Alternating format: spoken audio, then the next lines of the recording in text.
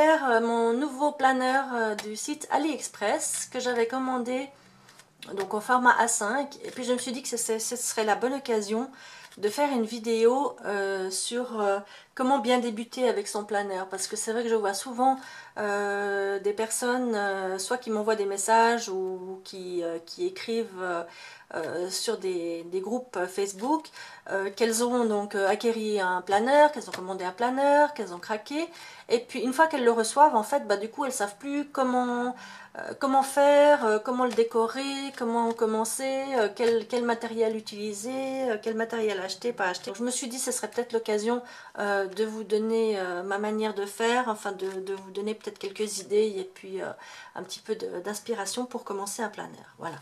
Donc celui-ci, il vient du site AliExpress, c'est un format A5 et moi je l'ai commandé donc pour y mettre tout ce qui est idées de création et puis tout ce qui est en rapport avec ma chaîne YouTube. Parce qu'au départ, j'avais mis ces rubriques dans mon Memory Planner Heidi Swap et puis je me suis dit qu'en fait ça n'avait rien à voir. Un Memory Planner où on met donc des photos, des anecdotes pendant la semaine, vraiment des souvenirs, et puis tout ce qui est en rapport avec ma création et mes créations et ma chaîne YouTube. Pour bien débuter avec un planeur, tout d'abord, je pense que la première question à se poser, c'est le choix du modèle. Ça paraît bête, mais voilà, il ne faut pas choisir, je pense, un planeur parce que la copine, elle en a un, et puis qu'il est super, et puis que je veux le même, ou parce que c'est la mode, celui-ci est tendance, ou je ne sais pas. Parce qu'effectivement, quand vous allez le recevoir, peut-être que vous allez vous rendre compte que c'est pas du tout, qu'il n'est pas du tout fait pour vous, qu'il n'est pas du tout fait pour vos besoins.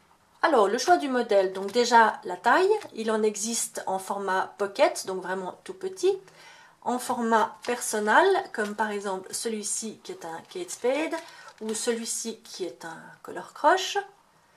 Donc, par rapport à la taille de mon A5, voilà, donc, comme vous voyez, ils sont quand même plus petits qu'un A5, hein, donc ils peuvent tenir dans un sac à main.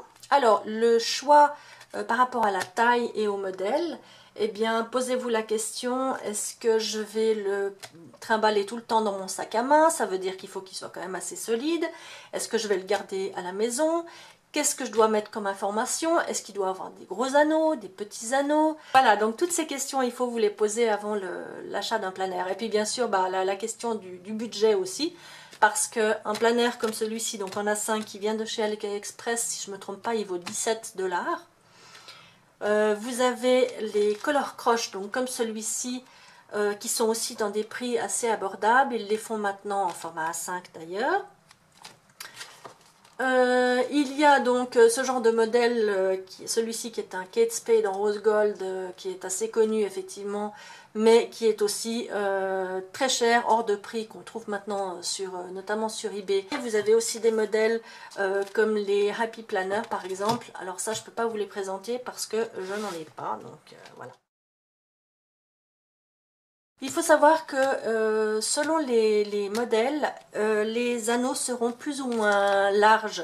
Donc celui-ci par exemple, je vais vous le présenter déjà un petit peu en détail. C'est ça que j'ai adoré, c'est ce petit design avec des petits chats et des petites pattes de chat.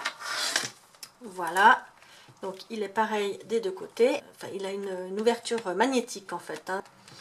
Ici, bon, j'ai ajouté moi un charm que j'ai fait avec des rubans, quelques perles et puis un charm avec une fée dessus. Voilà, et puis donc celui-ci, quand on l'ouvre, voilà comment il se présente. Donc je vous parlais de la taille des anneaux. Celui-ci, il a des anneaux qui sont pas très larges. Pour moi, ça me convient très bien parce que je n'ai que 3 rubriques à mettre dedans. Maintenant, si vous voulez si vous avez besoin de beaucoup plus de place pour un planeur où vous allez avoir vos semaines, votre agenda par semaine ou par mois avec des notes, peut-être une section budget ou je ne sais quoi encore, faites attention à ce détail parce que votre planeur peut être très vite plein et ça peut poser un problème. Donc celui-ci, effectivement, il n'a pas des très gros anneaux. Le Color Crush, ils ont par exemple des anneaux donc beaucoup plus grands. Donc ça c'est un point positif. Et puis donc celui-ci, donc ce modèle Kate Spade qui s'ouvre donc avec une fermeture éclair, il a aussi des anneaux assez larges, donc là on peut en mettre pas mal.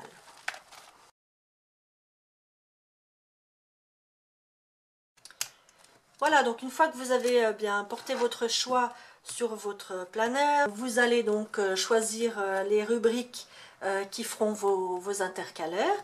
Donc celui-ci, eh bien pour moi, donc comme je disais, je le sers pour mes créations, tout ce qui est création. Donc j'ai une rubrique création, une rubrique YouTube et une rubrique adresse. Mais bien sûr, vous pouvez avoir des rubriques semaine sur 2 pages, mensuelles, comme je disais, budget, notes, je sais pas, internet. Notez sur une feuille les rubriques dont vous aurez besoin, ça vous aidera aussi pour choisir vos intercalaires.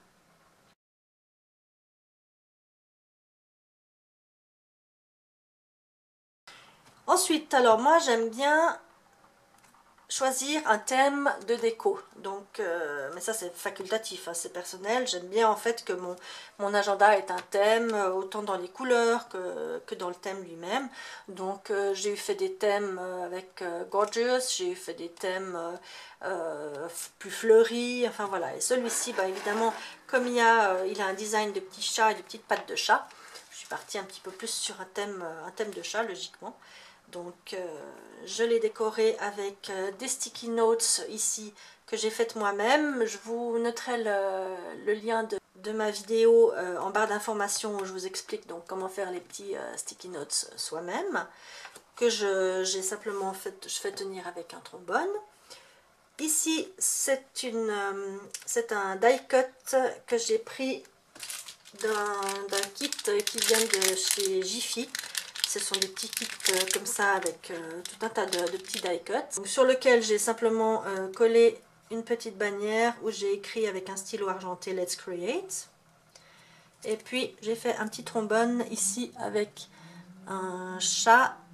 Donc j'ai imprimé plusieurs fois la même image. Comme ça j'ai pu coller en fait en 3D un petit peu les différentes formes. Voilà, et puis ici une carte donc Project Life qui était toute simple, donc avec des fleurs, sur laquelle j'ai ajouté cette phrase. Ça vient de planches comme ça qu'on trouve chez Action. Donc ce sont des je sais plus comment ça s'appelle, c'est pas des stickers, il faut frotter avec un petit morceau de bois ou quelque chose pour pouvoir décoller ça sur votre support. Voilà, donc ça vient de chez Action. Et puis j'ai collé juste quelques stickers. Ça c'est un cabochon que j'avais sur une barrette, donc je l'ai décollé de la barrette et puis je l'ai collé sur ce petit trombone pour pouvoir accrocher ma carte Project Life. Et puis à l'intérieur aussi, donc pour rappeler ce thème des petits chats, j'ai imprimé des feuilles ici par rapport donc pour noter les échanges que je fais avec mes correspondantes, où j'ai imprimé avec une image de petits chats comme ça pour rappeler ce thème. Le choix du stylo. C'est important parce que là aussi, il faut vous poser la question, est-ce que je préfère écrire avec un crayon pour pouvoir effacer? Est-ce que je peux écrire avec un stylo même si je fais quelques ratures? Est-ce que je vais utiliser des stylos friction qui sont effaçables? Voilà, donc le choix du stylo a quand même aussi son importance. En résumé, votre planner, il doit être agréable à utiliser, surtout. Hein, que vous ne fassiez pas des décos trop importantes, parce que si tout d'un coup vous vous rendez compte que ça vous prend trop de temps pendant la semaine ou trop de temps le soir, vous allez vite abandonner. Donc faites des décos assez simples entre guillemets, adaptées au temps que vous avez. Et puis donc bien sûr vous pouvez utiliser pour ça aussi du washi tape, papier de scrapbooking, différents petits trombones hein, comme celui-ci que j'ai simplement donc collé un nœud qui vient d'un kit de chez Emma qui m'a été offert par mon amie Agnès. Coucou Agnès. Voilà, donc je l'ai collé sur un trombone doré. Ça fait des très jolies décos. Vous pouvez décorer votre planner de plein de façons différentes sans avoir besoin d'investir énormément. En découpant des images, en utilisant par exemple du papier cadeau que vous allez découper en bandes et que vous allez utiliser comme du washi tape. Il y a plein de possibilités. Si vous souhaitez une vidéo peut-être une vidéo plus détaillée, comment décorer son planner, enfin sans trop dépenser, dites-le moi en commentaire et puis je tâcherai de vous faire ça. Voilà, donc pour terminer, je vous montre un petit peu donc en plus en détail ce que j'ai mis dans mes rubriques. Donc la première rubrique, c'est la rubrique création. Donc ça, ce sont des intercalaires transparents en fait qui sont vendus par ID Swap, qui sont normalement faits pour le Memory Planner.